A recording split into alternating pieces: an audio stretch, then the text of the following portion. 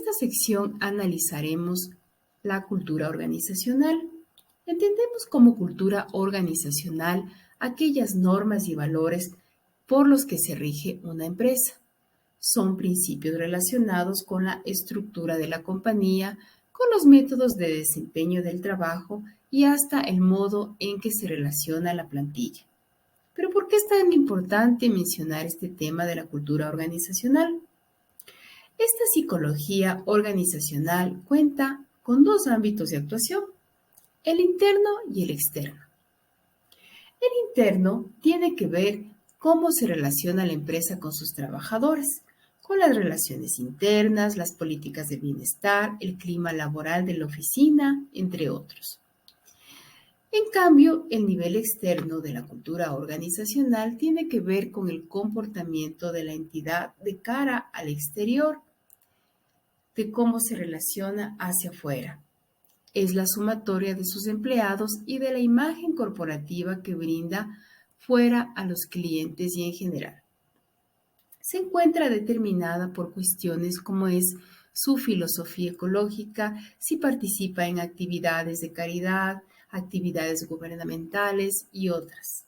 La idea es que esta cultura organizacional sea coherente y permita que el trabajador se identifique con lo que transmite socialmente. Las relaciones definen la cultura organizacional. Se pueden dar las siguientes relaciones. Relaciones verticales, es decir, entre la parte baja del organigrama y otras más altas. Relaciones horizontales, entre personal del mismo nivel. Percepciones ajenas, se trata de clientes y proveedores, la relación con ellos y de cómo se percibe a la compañía. Estas relaciones son las que definen cuál es el clima de la compañía. Se refiere al clima laboral, que es uno de los factores que más ayuda a distinguir a una empresa de otra. Para cuidarlas y favorecer la comunicación interna, será fundamental contar con herramientas adecuadas. En el caso de los portales del empleado y el manager, un canal de comunicación bidireccional es clave en esta relación. A continuación, revisaremos el caso de estudio de la empresa Google. El buscador más famoso del mundo nació en Silicon Valley a finales de los años 90.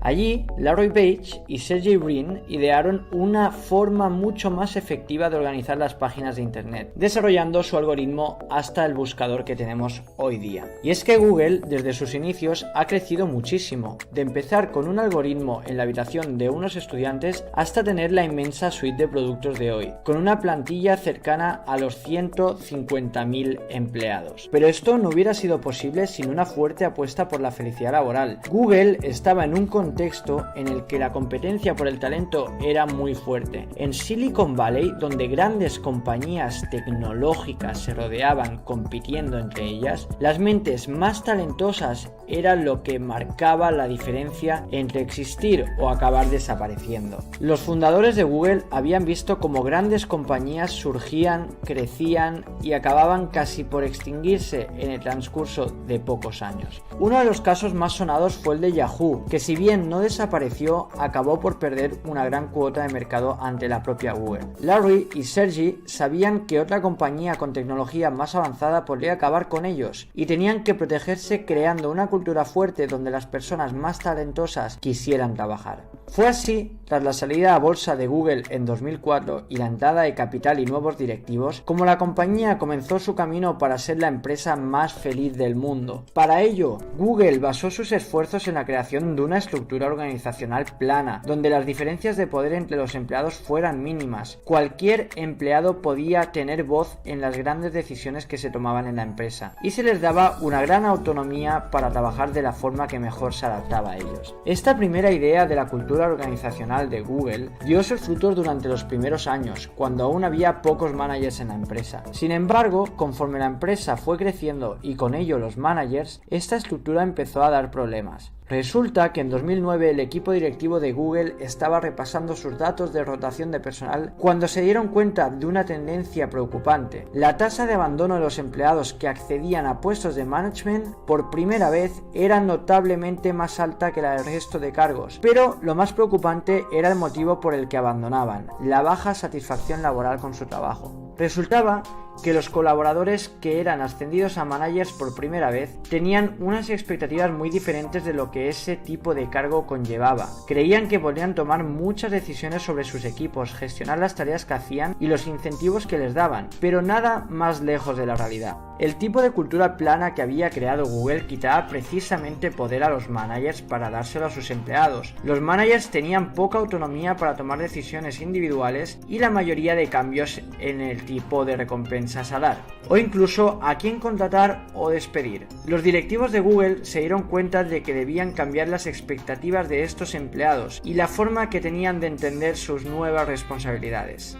Fue así, en este contexto, cuando en 2010 Laszlo Bock se incorporó como director de recursos humanos de Google. Laszlo entendió que la forma de cambiar las expectativas de estos empleados era cambiar su percepción del nuevo puesto. Ellos no tenían que ser managers que gestionaran personas, sino líderes que inspiraran y apoyaran a sus equipos. Fue de esa forma como Laszlo desarrolló una serie de buenas prácticas para estos líderes. Entre ellas se encontraban escuchar activamente y con interés, apoyarles en su crecimiento profesional o comunicar con eficacia. Los nuevos líderes empezaron a entender con otros ojos su responsabilidad y el problema de abandono se redujo notablemente. Y es que una alta tasa de rotación es algo caro para las empresas. Los procesos de búsqueda y contratación de empleados son habitualmente costosos en términos de tiempo y dinero. A esto, además, hay que sumarle el coste de formar a nuevos empleados hasta que puedan dar el 100% de su productividad. Y si persiste el problema de rotación y el empleado se va tras pocos meses, el ciclo de costes vuelve a empezar. Pero la apuesta de la felicidad de Google no solo se produce para evitar la rotación de personal. Todo lo que puedes ver en Google, desde las mesas alargadas para comer en compañía hasta el futbolín de la entrada,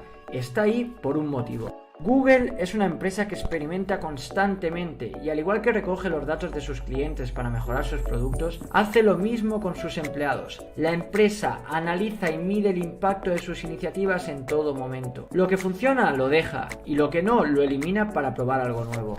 Un ejemplo de ello son sus procesos de selección, que se han hecho famosos en todo el mundo por lo particulares que eran. En sus entrevistas, los reclutadores de Google solían hacer preguntas poco habituales del estilo de ¿cuántas pelotas de golf caben en un autobús?